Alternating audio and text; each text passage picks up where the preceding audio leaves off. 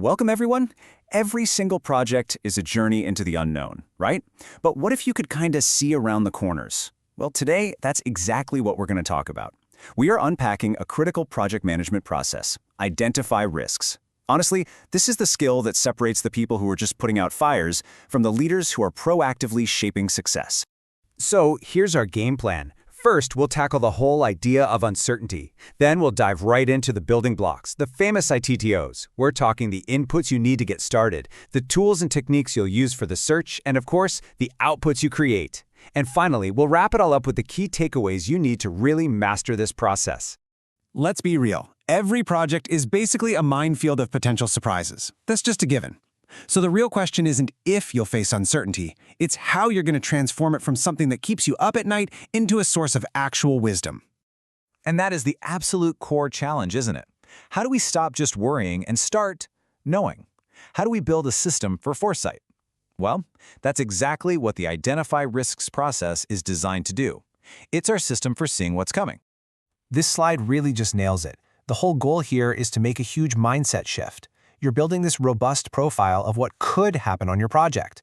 And when your team has that proactive knowledge, you're not just reacting to surprises anymore, you're making decisions from a position of strength.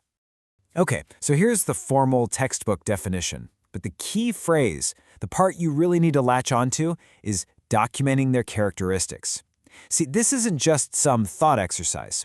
Actually writing this stuff down is what creates a shared playbook for the entire team, and that's what empowers everyone to respond effectively. You know, context is everything.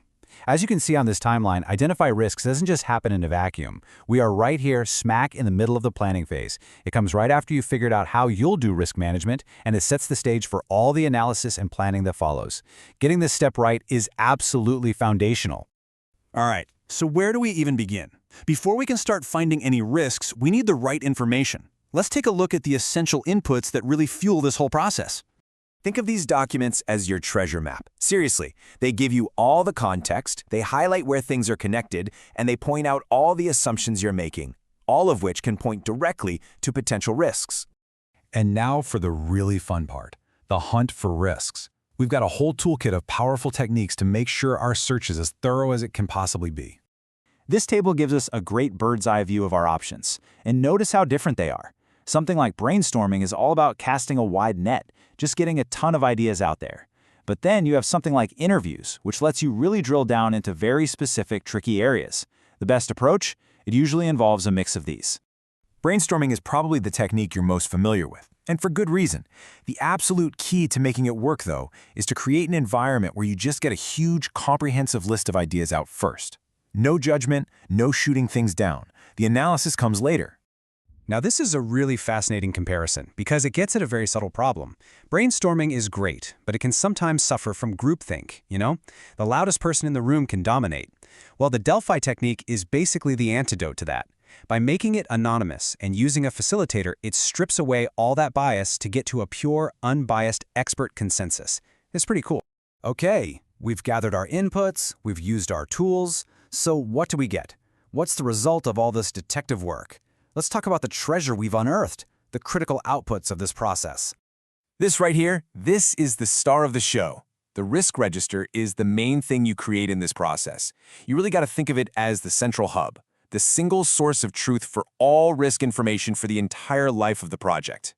Now, it is so important to understand what the risk register looks like at this specific stage. Think of it like a sapling that's going to grow over time. Right now, it just has our initial list of risks, maybe some early ideas about causes and who might own them. All the detailed analysis, the probability scores, the concrete plans, all of that gets added later on.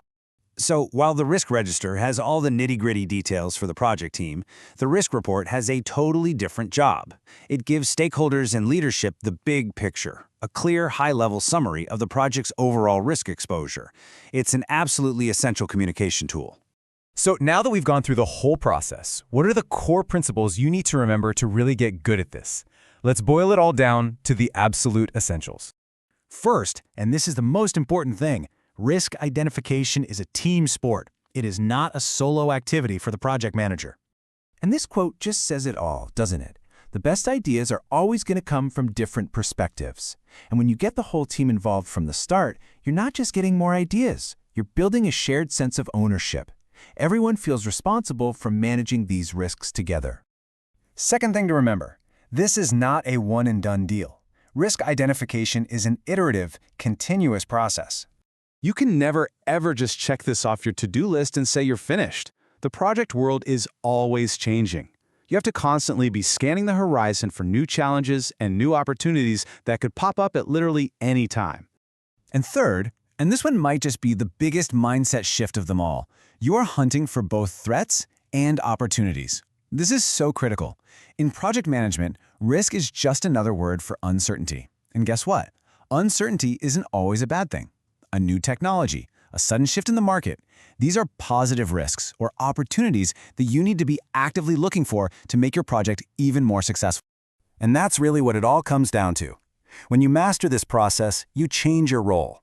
You stop being a reactive manager who just puts out fires. You become a proactive leader who anticipates the future, seizes opportunities, and guides their project to a successful outcome. And that, right there, is why this matters so much.